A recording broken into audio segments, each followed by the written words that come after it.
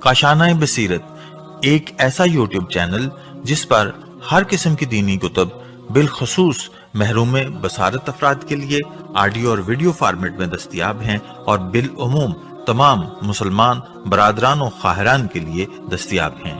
اس لیے آپ سے گزارش ہے کہ بیل آئیکن کو پریس کر کے ہمارے اس چینل کو ضرور سبسکرائب کیجیے تاکہ آئندہ آنے والی ہر کتاب آپ کو بر وقت ملتی رہے۔ کاشانۂ بصیرت، کاشانۂ بصیرت، کاشانۂ بصیرت، کاشانۂ بصیرت۔ اعوذ باللہ من الشیطان الرجیم، بسم اللہ الرحمن الرحیم۔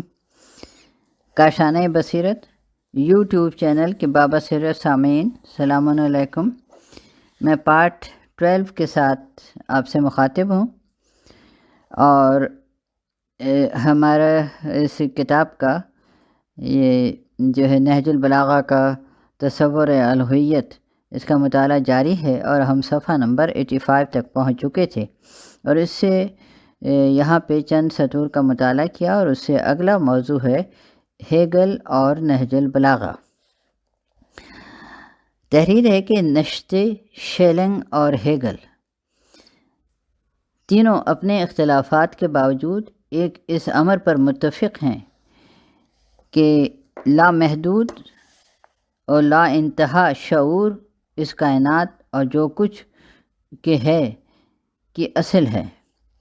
اس لا انتہا شعور کا محسوس اور مرئی کائنات سے کیا رشتہ ہے، اسے تینوں نے مختلف انداز میں بیان کیا ہے، لیکن تینوں اصل کائنات کی وضاحت اصل کائنات کی وضاحت اثباتی طرز پر کرتے ہیں، اور یہی وہ فرق ہے جو نہج البلاغہ کو دوسرے دانشوروں کی سوچ سے ممتاز کرتا ہے۔ اگلا پیراگراف ہے کہ یہ جرمن فلسفی مثالیت پسند یا تصوریت پسند کہے جاتے ہیں، لیکن میرے خیال میں انہیں شعوریت پسند کہنا زیادہ صحیح ہوگا۔ ہیگل شعور کے منازل سے بحث کرتے ہیں جو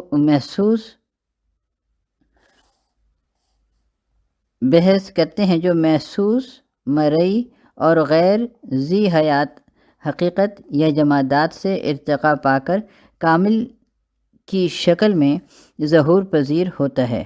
جمادات سے حیوانات تک سب شعور ہی کا ظہور ہے۔ ایک اعتبار سے یہ نقطہ نظر وحدت الوجود سے ہم آہنگ ہے۔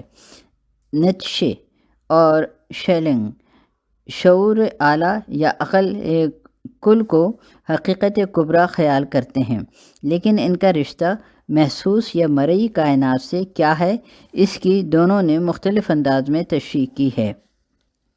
اگلا پیراگراف ہے کہ نیٹشے اور شیلنگ نے شعور اور غیر شعور کی دوئی سے جو خرابی پیدا ہوتی ہے اسے دور کرنے کی کوشش نہیں کی، البتہ ہیگل نے اس سے بچنے کی سعی کی ہے، لیکن اپانشد نے وحدت الوجود کی وضاحت کرتے ہوئے اس دوئی کی خرابیوں پر جو قابو پایا ہے اس سے ان الحق کی صورت حال پیدا ہوتی ہے۔ مطلب یہ ہے کہ ہر شے یعنی متعین ترین اکائی حقیقت کبریٰ ہونے کا دعویٰ کر سکتی ہے۔ منصور حلاج کا ان الحق کا دعویٰ یا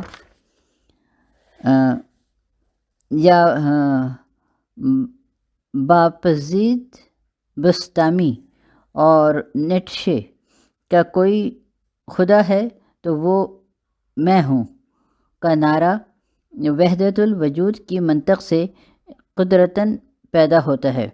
اب ایک طرف تو صورت یہ ہے کہ نیٹشے، شیلنگ اور ہیگل وغیرہ جو حقیقت کبریٰ شعور حقیقی کو خیال کرتے ہیں، خدا اور ماسوا کی دوئی سے نہیں بچ سکتے، جبکہ اس دوئی کو ماننے کی صورت میں دو قدیم یا ایک قدیم اور ایک حادث فرض کرنا پڑے گا، جس کی وجہ سے دونوں قدیموں میں سے ہر ایک محدود ہو کر رہ جائے گا، اس لیے کہ ایک قدیم وہ نہ ہوگا جو دوسرا قدیم ہوگا، بلفاظ دیگر ایک قدیم دوسرے قدیم کا ماسوا ہو کر محدود ہو جائے گا، اور محدود لازماً قدیم نہیں ہو سکتا۔ اگلا پیراگراف ہے کہ قدیم اور حادث کی دوئی کی صورت میں قدیم حادث نہ ہوگا ہونے کا مطلب یہ ہے کہ وہ کچھ ہوگا اور کچھ نہ ہوگا۔ اب کچھ نہ ہوگا ہونے کی بنا پر یہ قدیم محدود ہو کر رہ جائے گا، اس لیے کہ جو کچھ نہ ہوگا وہ قدیم کو نہ ہوگا کی حد تک محدود کر دے گا۔ گویا قدیم محدود ہو جائے گا، جس کے معنی یہ ہیں کہ حادث ہو جائے گا، لہذا خدا اور ماسوا کا تصور حقیقت کبریٰ کے ساتھ نہیں چل سکتا۔ اسی طرح وحدت الوجود کے نظریے میں بھی خرابی پیدا ہوتی ہے۔ خرابی یہ ہے کہ وہ لا انتہا حقیقت کو منتہا اکائیوں میں بانٹ دیتا ہے، یعنی اس کی معنی اس کے یہ ہیں کہ ہر منتہی اکائی الف یعنی منصور، حلاج یا باعزت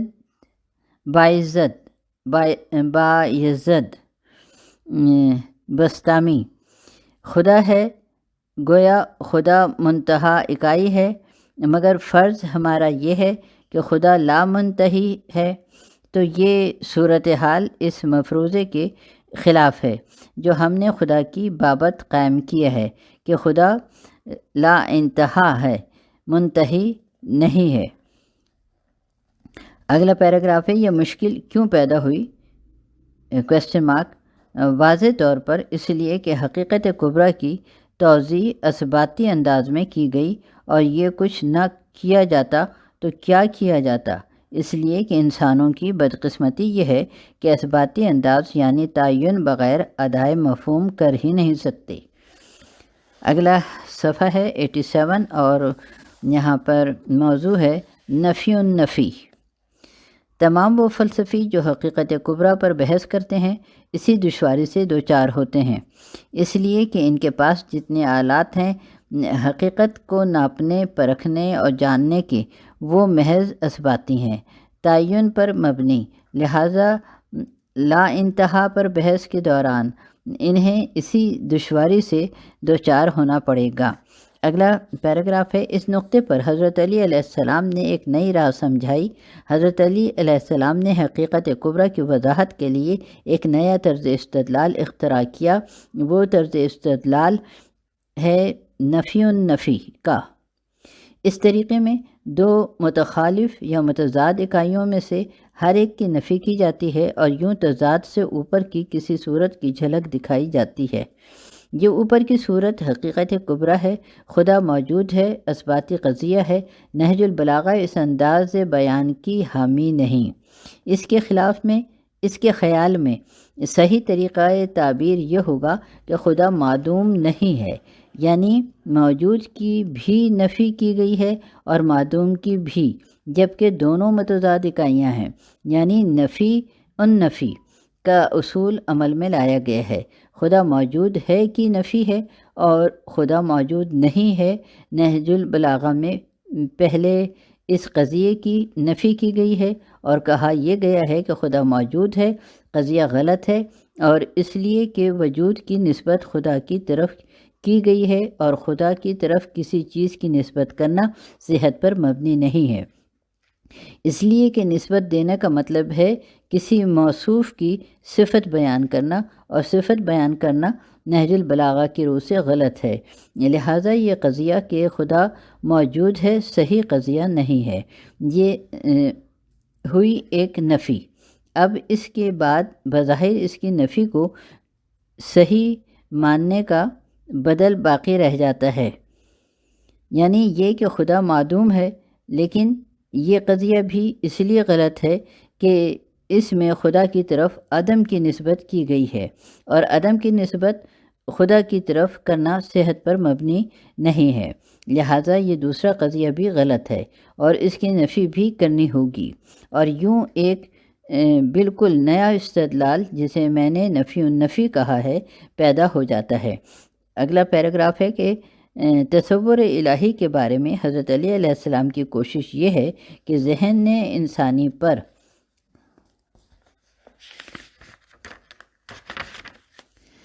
کوئی عکس پیدا نہ ہو۔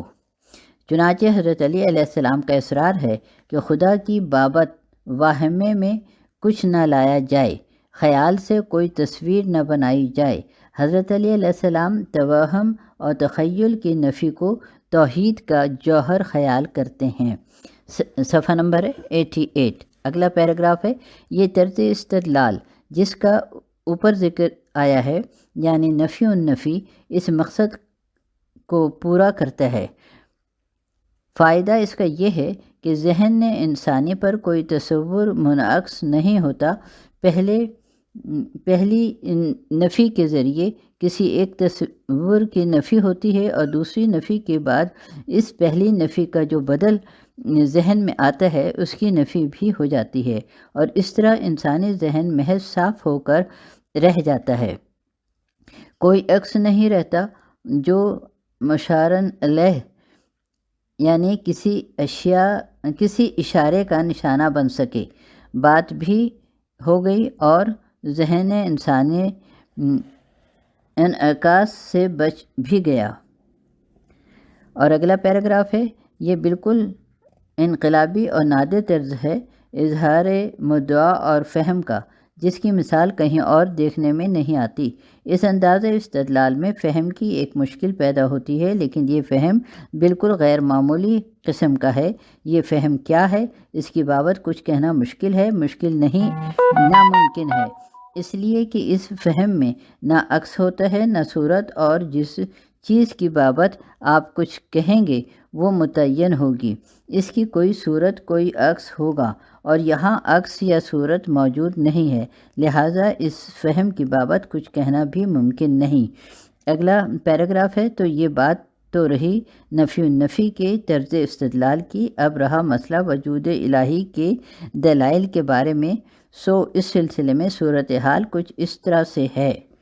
یہ اب اگلا صفحہ ہے 89، اور یہاں پہ اگلا موضوع ہے کہ علم کلام۔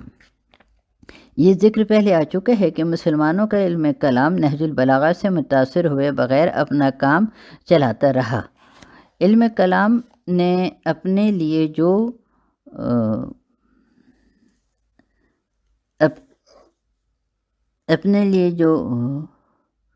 بحثیں چنی وہ تشبیہی نقطہ نظر سے پیدا ہوئی تھیں، اور ایک عظیم ہستی جو پوری کائنات کی حکمران ہے، اس کی خواہشیں اور توقعات عام انسانوں جیسی ہیں، وہ عام انسانوں جیسے رجحانات رکھتی ہے، اور اس لیے اسے خوش کرنے کے طریقے بھی عام انسانوں جیسے ہیں۔ اگلا پیراگراف ہے، یہ بنیادی تصور علم کلام یعنی فلسفیانہ بحثوں میں آ کر قدر نفاست آگیں بن گیا ہے، تاہم بنیادی فکری ڈھانچے محض تشبیہی رہے۔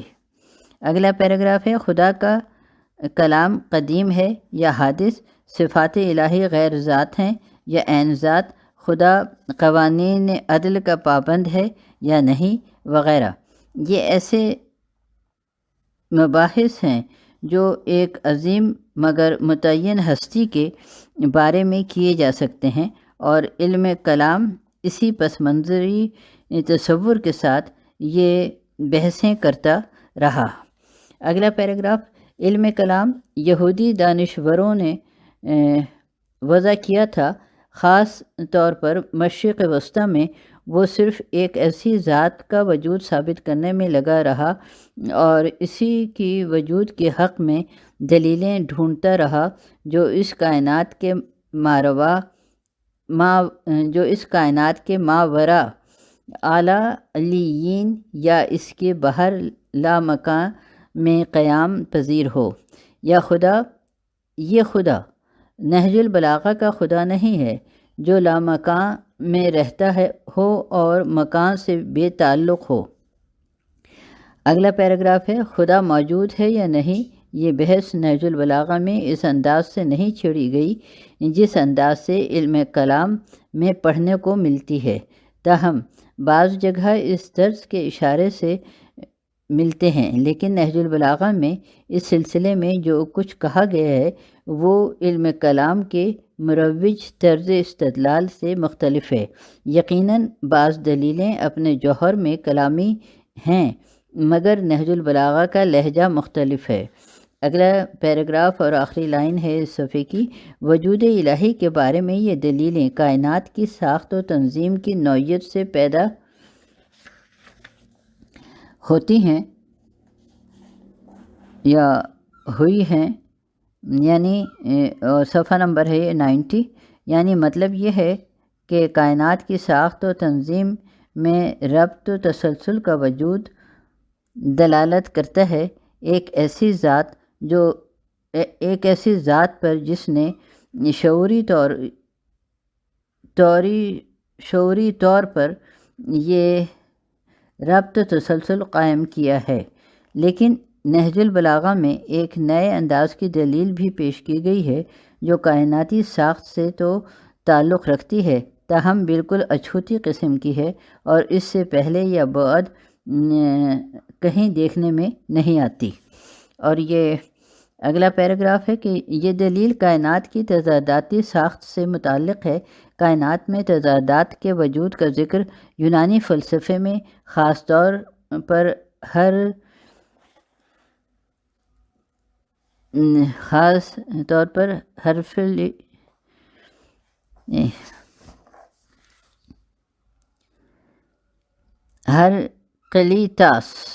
ہرقلیطاس کے یہاں اور جدید فلسفے میں ہیگل، مارکس اور اینجلس وغیرہ کے ہاں تفصیل سے ملتا ہے۔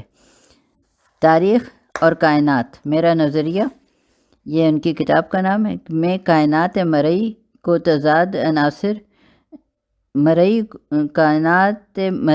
متضاد عناصر مرکب مان کر کائناتی مظاہر کی تشریح کی گئی ہے۔ اگلا پیراگراف ہے کہ نہج البلاغہ میں بھی کائنات کو متضاد عناصر کی ترکیب کا نتیجہ قرار دیا گیا ہے۔ خود قرآن مجید میں اس بارے میں واضح اشارے موجود ہیں، لیکن میرے علم میں نہیں کہ کسی اور مذہبی کتاب میں اس سلسلے میں کچھ کہا گیا ہو۔ اگلا پیراگراف ہے کہ کائنات ایسے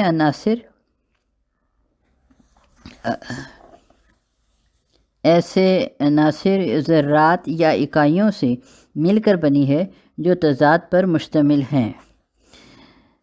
تو نہج البلاغہ میں سوال اٹھایا گیا ہے کہ متضاد عناصر کا ایک جگہ جمع کرنا اور پھر اس طرح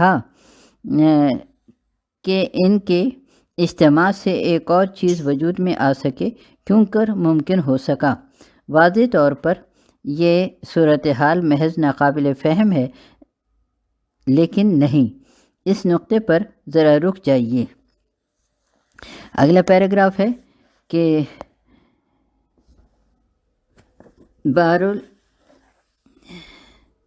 بارود اور تباہ کن مواد بھی تو متضاد یا کم سے کم متخالف عناصر سے مل کر وجود میں آتا ہے، تو کیوں حیرت ہو کہ کائنات کی اجزاء اولیہ متضاد عناصر سے بنے ہوں؟ مگر مذکورہ جواب کافی نہیں ہے، اس لیے کہ متخالف یا مختلف اجزاء اس وقت ایک تیسرے وجود کی تشکیل کرتے ہیں جب وہ ایک خاص درجہ حرارت پر مشتمل ہوں۔ یہ درجہ حرارت موجود نہ ہو تو ان کی ترکیب بھی ممکن نہ ہوگی۔ متضاد عناصر کی ترکیب شعوری طور پر ہی ممکن ہے، ورنہ اگر ان متضاد عناصر میں تشکیلی مساوات کا علم نہ ہو تو ترکیب کا امکان ہی پیدا نہیں ہوتا۔ اگلا پیراگراف ہے کہ آئنسٹائن اور پروفیسر جیمس جینس کا خیال یہ ہے کہ یہ کائنات معال کار چند مساواتوں پر مشتمل ہے، اور یہ مساواتیں بگڑ جائیں تو کائنات تتر بتر ہو کر رہ جائے گی۔ صفحہ نمبر ہے 91۔ لہٰذا نہج البلاغہ کا اس بات پر اصرار کہ متضاد عناصر میں ترکیب ایک حیرت انگیز صورتحال ہے، ممکن ہے اس بات کی طرف اشارہ ہو کہ متضاد عناصر خاص مساواتوں بغیر مرکب نہیں ہو سکتے، لہٰذا ذہن اس طرح جاتا ہے کہ ان مساواتوں کو ایک باشعور ہستی نے قائم کیا ہوگا۔ اگلا پیراگراف، فیثاغورس، افلاطون اور سر جیمس جینس تینوں اس نتیجے پر پہنچے ہیں کہ یہ کائنات کسی ماہر مہندس نے پیدا کی ہے۔ بائیں وجہ متضادات اور متعاندات کی ترکیب ایک غیر معمولی واقعہ ہے جو ذہین افراد کی توجہ اپنی طرف لازماً جذب کرے گا اور ایک بالکل غیر معمولی دلیل علم کلام میں شامل ہو جائے گی، یعنی ایک ایسی دلیل جس کی طرف بھرپور انداز میں سر جیمس جینس اور آئنسٹائن نے متوجہ کیا ہے، یا اس سے پہلے نہج البلاغہ نے زور دیا تھا، مگر جس کی طرف ماہرین علم کلام توجہ نہ دے سکے۔ تو یہاں پر ہم اپنے اس موضوع کا اختتام کرتے ہیں، اور ساتھ سے ہی اور پھر اگلا موضوع ہے یہاں پر، اس کو شروع کیا جائے کہ نہیں۔ میرے خیال سے اس کو ہم آڈیو کو یہیں پہ مکمل کرتے ہیں تاکہ اگلے موضوع کو بہتر انداز میں اگلے آڈیو کے میں آپ کے ساتھ گوش گزار کر سکوں۔ اللہ حافظ۔